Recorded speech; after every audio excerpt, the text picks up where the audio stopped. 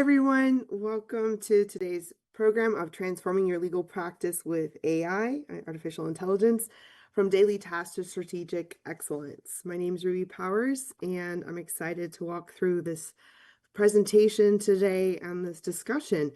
I want to talk about like the ideas, what you can be doing, what's out there. I will name some programs out there, but things are changing.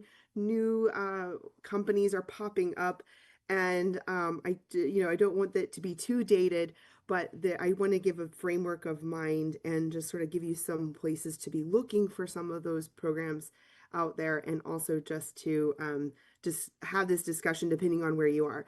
Now, without being able to poll the audience in live, it's sort of hard to tell, where are you in your AI journey? Are you just starting and you haven't been using anything for the last few years? Or are you like super up to date and you are, the latest and greatest, go to legal tech conferences, listen to the podcast, and are experimenting nonstop? So I don't know where you are in the journey, but you're probably somewhere in that spectrum.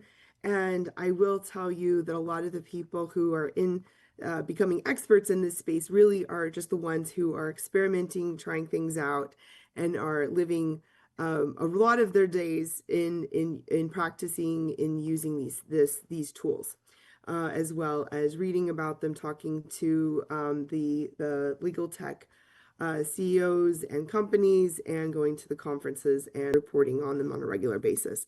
So just a little bit about myself. This is a small little bio slide, but basically I'm a board certified immigration attorney. With a law firm in Powers Law Group in Houston, Texas. I've regularly spoken for Lawline for like the last 14 or something years.